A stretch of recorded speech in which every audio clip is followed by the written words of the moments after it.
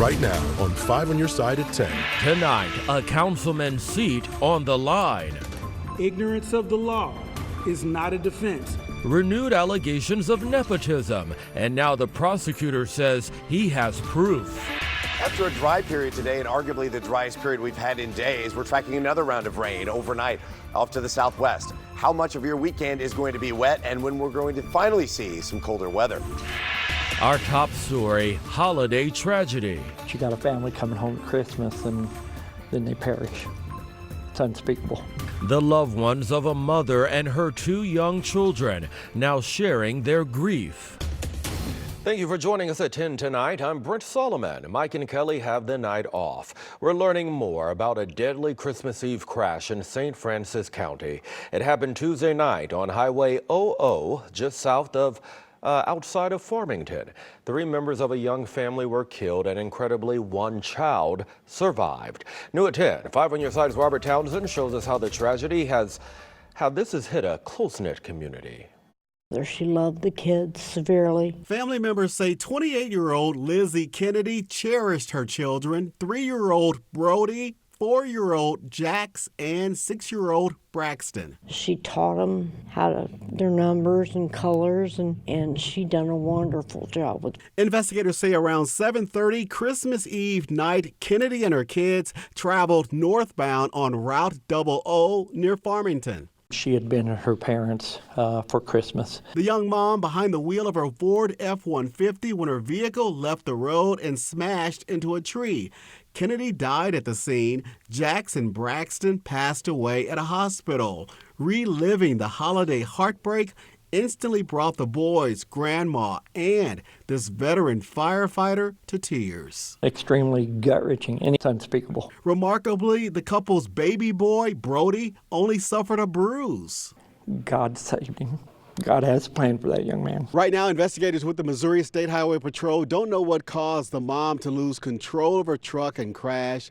Meantime, everyone in this community is doing everything they can to support her loved ones. The children's father, Levi Glore, has been a volunteer firefighter with the Goose Creek Fire Department for more than a decade. We support each other, the volunteer fire departments do. Thursday night, many of Glore's fellow firefighters from Wolf Creek, Farmington, and St. Francis County gathered at this fire station to rally around the grieving man, suddenly mourning his companion of 9 years and 2 sons. We care. It's my brother. We lost some children.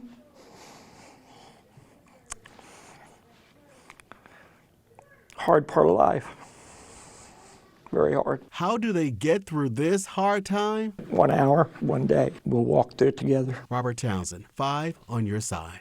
A GoFundMe is in place to help that family. You can find a link under the As Seen on TV section of KSDK.com. Turning now to your weather impact forecast. Right now, rain is moving back into the bi-state, but it's way too warm for snow at Winterfest in Keener Plaza. Meteorologist Gary Frank is tracking the timing of that overnight rain. Yeah, snow is few and far between throughout the region, even ice for ice skating, things like that. It's all manufactured, of course, as we close out the year. Very warm. Looking downtown, you can see that it is relatively calm, not wet just yet, but that's something we're tracking into the overnight hours. As you saw, that rain coming up from the south and southwest will continue to do so. It's starting to work into the very southern fringes of our areas like Lesterville, Piedmont, and some of that will continue to work its way over the next couple of hours. I think most of it will see it after midnight, but as far as downtown, we got another zoomed in look, and temps still very warm. We're 49 for this time of the year. That's 7 degrees above our normal high, and it's 10 o'clock, the end of December. And that's why we're going to continue to not have to worry about any frozen precipitation, of course, heading into the overnight hours. But our rain chances are going to start to go up for the first part, especially after midnight, and they're going to be around with us here through the early morning hours. And that's what we'll focus on here as we talk about through the weekend. There's rain after midnight, as I mentioned, showers through the early afternoon, but there's a lot of dry time on Saturday and Sunday. But there are still some areas that I'm highlighting on rain chances, and we'll talk about that and eventually at some point an end to this very warm December trend. What began as a straightforward violation of nepotism laws turned to what is, in a word, a cover-up. The future of a St. Louis County councilman is now in limbo in a surprise move on the morning after Christmas.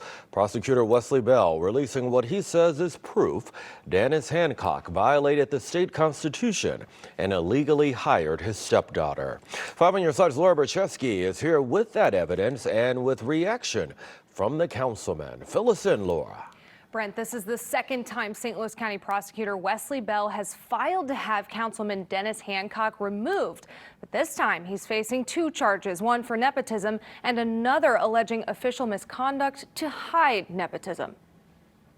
St. Louis County Prosecutor Wesley Bell says District 3 County Councilman Dennis Hancock hired his stepdaughter, Holly Galati, to be his administrative assistant, which is in direct violation of the Missouri Constitution. I wasn't aware that it was in the state constitution. Bell says on August 27th, the cover-up began. In a secret recording, County Councilor Dana Redwing confronted Hancock about the improper nepotism hire. Even by hiring your stepchild, you forfeit your office. You do recognize that you have forfeited your office. Can we do something to, because I wasn't aware of this and no one made me aware of it. That same day, a St. Louis County judge removed Hancock from the county council. But hours later, a different judge gave Hancock his seat back, saying he was not served properly, which allowed him to make a deciding vote at the council meeting later that night. I talked with Hancock about it just 2 days later. If I was removed from the council, then I wouldn't have been able to vote on the bill to allow the county council to hire their own attorneys, or to put that on the ballot for the voters to decide. And Galati quit not long after. If the person quits, that is not a defense. Galati said in an email later she was volunteering, should not be paid for her time, and even asked them to reverse a direct deposit to her bank account. Bell says documents show other county employees tried to help Hancock cover it up. County Clerk Diane Valenti, acting with others, began entering data in fields in the ticketing system, trying to switch Galati's status from that of new hire to rejected. A grand jury recently indicted Valenti for her role in the hiring process, but Valenti still denies the accusation. Bell says it's time for Hancock to step down. We are filing our quo rento, and according to the law, he should be removed immediately during this process. I talked with Councilman Hancock earlier today, and he told me he will not resign. I also spoke with his attorney, who said, quote, "I've received no information regarding any steps actually being taken against Councilmember Hancock or a lawsuit against him." The prosecutor's office says sometimes there can be a delay in the court posting those filings. All right, we know you'll keep us posted.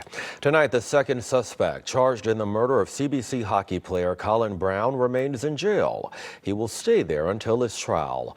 A judge denied bond for 28-year-old Donovan Bocum today. He's accused of driving the car that fired the stray bullet which killed the 16-year-old last month along I-55. Bocum has pleaded not guilty. A Jefferson County man pleads not guilty to charges he killed his son on Christmas Eve. Prosecutors say Harold Luster grabbed a gun while arguing with his son at a home in High Ridge. 26-year-old Kevin Ward died. Luster is being held without bond. Another wrinkle tonight in that international takeover that will impact the U.S. Steel plant in Granite City. Nippon Steel is delaying the closing date of its $14 billion purchase of the American company until March. It comes as President Joe Biden is deciding whether to block the deal over national security risks. Well, it's the day after Christmas, which means a rush to return those unwanted gifts. Shoppers are also hoping to cash in on holiday clearance items. Retailers are expecting some 17% of all holiday sales will be returned, totaling $890 billion. And some stores will let you return anything, even without a receipt. Others have limits and restocking fees. Tonight, Consumer Reports breaking down the best and worst return policies. Here's Mike Bush. If Santa goofed and didn't get the right size or color, you probably have until the end of January to get square. Many retailers extend their return windows around the holidays. Most offer 60 days. If you have a store card, you might have even more time, like 100 days. And some stores like Costco don't have a time limit on most items. But a warning, if you're returning an electronic device, you probably have a shorter window and need to return it sooner. It might cost you to mail back the item. Expect to pay $6.50 per package at LL Bean. unless you used Bean Bucks or an LL Bean credit card for the purchase. GameStop has an $8.99 mail return fee. A company that makes returns a breeze, Amazon. If you're an Amazon Prime member, you can ship most items back for free. Walmart, Target, and plenty of other retailers don't charge shipping for returns either. And let's talk about restocking fees. Best Buy has a 15% restocking fee on certain items, including drones and some digital cameras and lenses if the original packaging has been opened. For devices like phones and tablets, the restocking fee is a flat $45. CR says Nordstrom has one of the most relaxed return policies. Nordstrom has no formal return policy. Returns are handled on a case-by-case basis. No receipts are required, there are no time limits, and no original tags are needed. Wherever and whatever you're trying to return, Consumer Reports has some tips. Save the receipt, return the item as soon as possible, and if you can, don't open the box. For Consumer Reports, Mike Bush, 5 on your side. She's only 15 and already creating a legacy. I think she was born to help. I think she was born to inspire others. Meet the St. Louis teenager living up to her name and making a difference by helping kids in need.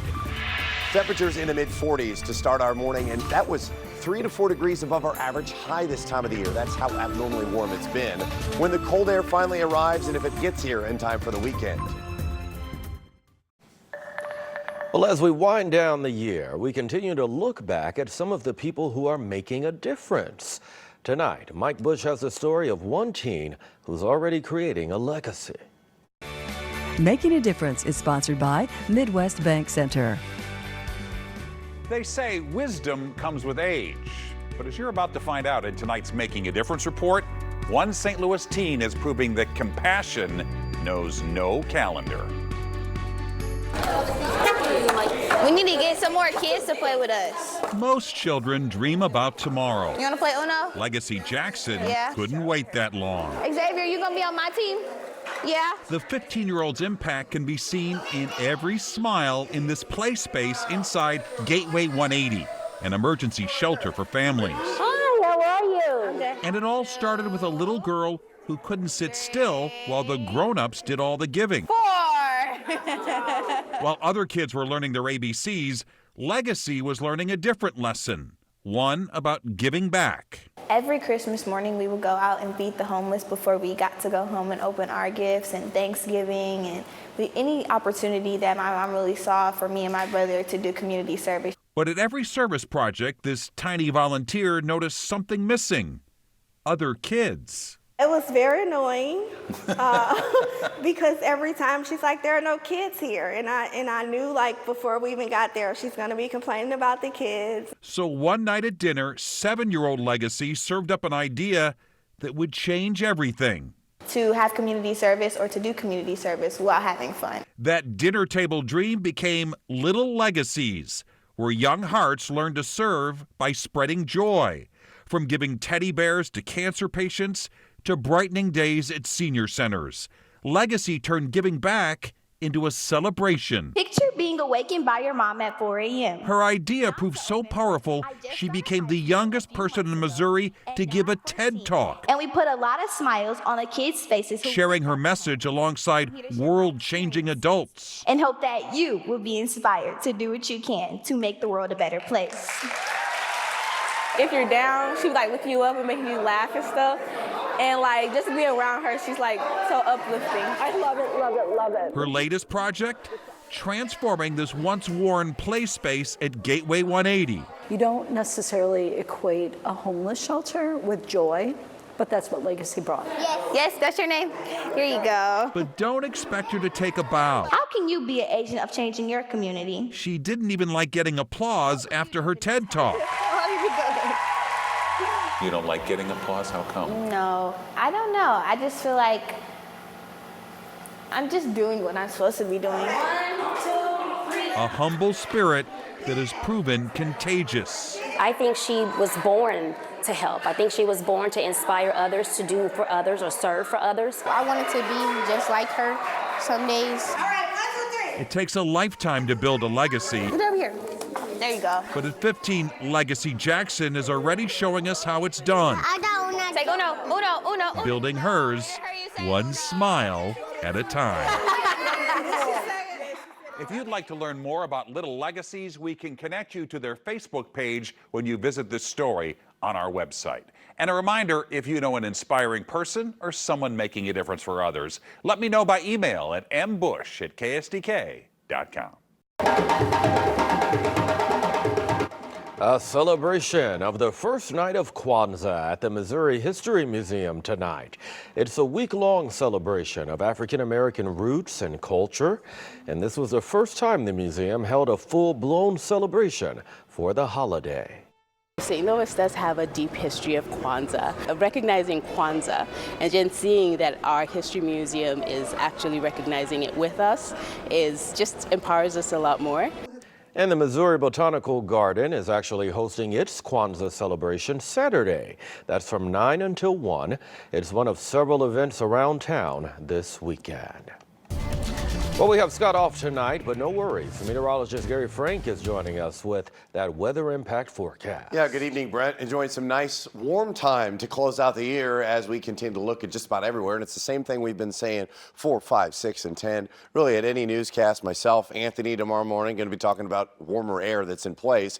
And you'll see that from Cuba to Highland. The snow's still hanging on at Hidden Valley, but you can see that glazy sheet of ice right over the top of it as our temperatures remain on the mild side. So for the most part, like I said, 49 degrees and east-southeast breeze at around 6 miles an hour, and that's the key. At least the wind is lighter as well. We got to 53 today, as we've seen 46, 47 our low, and that's 5 to 6 degrees above our average high this time of the year. And that's how abnormal this is. And while there are no records, it's still a top 25 warm day. And the fact that we're getting to this part of December and we may not dip below freezing the rest of the year, that's why it's very abnormal for us, especially in this consecutive days. I mean, really is. And a lot of it has to do with this warmer air mass and the series of systems that have come from the south and off to our southwest. And we start off with this one, which is bringing some rain. You can see where the majority of that rain is, and we're going to be kind of on the northern fringe of that. And you'll look at where we're kind of in between both of these air masses. All of the state of Minnesota, you go all the way down further to the south. This is all some sort of dense fog advisory that stretches all the way down into Oklahoma. And then on the other side of that, a tornado watch. So we're kind of on the quiet side. And even though it may be damp and temperatures are warmer, we're still not having to deal with some of the other significant weather that you have to. And a lot of the reason that I show you that is just because of where this colder air mass is and this warm one right here. That's why we have all this fog, and there's not been much movement other than that storm system. It's going to bring us some rain for tomorrow morning. And I think you'll start off tomorrow morning as soon as Anthony's in and he's doing one of his longer weather hits at 4:15. He's got widespread rain to talk about. You'll see that here into the afternoon hours as well, but we'll pause right there because I think we're not going to drop too much further than we were this morning. Temps in the mid to upper 40s with spotty showers around, but I think those showers are going to increase for a brief period, and then we get a break maybe for the tail end of the commute. Then it's hit and miss. You'll have some dry time, and then we may see honestly a majority of the day where it's not raining too much, but I think that at least opportunities carry into the early afternoon before perhaps another light line of showers into the late night and early morning hours of Saturday. So for tomorrow, temperatures will continue to be on the warm side by 7 a.m. already in the 50s. We're in the mid to upper 50s by the afternoon with a southeast breeze at around 10 to 15 miles an hour. By the rest of the day, though, I think we are dry on Saturday. And then another round of storms may move in as we get closer to Saturday night and Sunday, but most of that is off to our southeast. So temperatures in the low 60s and then mid 50s, but a lot of dry time this weekend, Brent, as we continue to look at pretty decent conditions overall. I think that for the most part, it's going to be quiet, but still not cold until the first of the year. All right, we'll wait on it. Thank you. What'd you say? I guess we will. Yeah, we will. We have no choice. No. Corey's standing by with sports. Well, it's the day after Christmas, so that means high school holiday basketball tournaments. We have plenty of highlights from the boys and girls teams all over the area coming up in sports. This 5 on Your Side Sports Report is sponsored by Telly Tire and Auto Centers, driving your way since 1942. Now, I know Friday is the big day for high school highlights in St. Louis, but it's holiday tournament season. We have a lot of action all over town tonight. Let's get to it. He's in the holiday spirit. Parkway South will do at the Don Mauer MICDS tourney. Noah Barnes has some skills for South. Look at that layup. Then if you like that, you're really going to like this one. He goes and tops himself. That's a tough finish. Wow. South was ahead, but Ladue had its eyes on a comeback. Hayden Arnold, nice move, step back, triple. That's good to go. Then on the defensive end, Arnold's going to come through with a massive rejection. Ladue wins 61-55 and is into the tourney semifinals. Over to the Viz tournament, two alma maters of local WNBA notables, Kate Martin's Edwardsville Tigers against Nafisa Collier's Incarnate Word Red Knights. Tigers strike first on this three from Mia Seamuth, but it was all Incarnate tonight. Fast break, Savannah Stricker gets a tough finish. Later on, Nevaeh Caffey is going to finish off a break of her own. And then she's going to hit a three from the corner as well. Incarnate wins 68-24 to advance to their semifinals. Staying at the Viz tournament, it's Eureka and Troy Buchanan up next. Ellie Moore starts things with a tough take for the Trojans for 2 points. Later on, it's Eureka's turn. Marley Allen, she's going to connect from beyond the arc for 3. Wildcats would have some success inside 2. Mia Cunillo to Bailey Thabeau. That's good for a bucket. Troy ends up winning the game, though, 53-38. Back to the boys at MICDS. Francis Howell facing Edwardsville. Howell's number 1. Jai Martin, he's going to connect from distance for 3. Then it's Edwardsville's number 1, Bryce Pryor, who liked that. He's going to hit a 3 of his own, this time from the corner. And for good measure, the big man. Yosei Epinesa gets a long one to fall as well. He's pretty happy about it, so is the bench. Go ahead and put him on basketball scholarship at Iowa, too. Edwardsville wins 66-40. Staying at the Don Mauer tourney, Clayton facing CBC. Eli Faust going to get a nice little fadeaway to go for the Clayton Greyhounds. Let's go the other way now. Devin Houston, hoop and the harm. Watch out in the front row there. Somersaults. Cadets will turn it on. Jaden Reen connects from the corner for 3. CBC gets the win 77-63 to advance to the semifinals. This morning, Pee Wee Leonard and Burroughs face Pattonville at SLU. Bombers going to get 3 on this triple from Rohan Demarjan. Pirates would answer right back with a 3 of their own from Alex Toller in the corner. Let's go back the other way one more time. Tristan Reed towers over everybody on the court. He snags that rebound, finds DJ Johnson for the and 1. Burroughs wins 70-37. The Blues are back in action tomorrow night at home against Nashville. While we wait for that puck to drop, there are some future Blues to watch up in Canada. World Junior Championship time on the hockey calendar, and this year got off to a great start for the Blues prospects. Dalibor Dvorsky, the organization's top prospect, scored the very first goal of the tournament as his Slovakian team lost to Sweden and 2 fellow Blues prospects this morning. Altogether, the Note have 9 players at the World Juniors, the most of any NHL team, and they have big plans for all of them. And this is a step in the right direction for their development to play in big-time games and a big tournament like this, where everyone and all their countries are watching. And obviously in Canada, it's going to be sold out in these venues. So we hope it's now all 9 guys will play with the Blues and at the one day hold up the Stanley Cup for us. Happy 70th birthday to the one and only Wizard of Oz, Ozzie Smith. The 13-time Gold Glover for the Cardinals has created countless memories for St. Louisans over the years. And as he told me earlier this year, it still never gets old putting a smile on someone's face. It's nice to be able to still connect with those people. And even for me, now I've been out of the game longer than I played it. And so for people to come up to me and say, hey, you were such a part of my youth. You know, I spent countless hours at the ballpark with my grandpa, my grandma. And, you know, it's special. You know, I feel very fortunate to have had the opportunity to be able to create memories like that last a lifetime for people, and what a blessing it's been.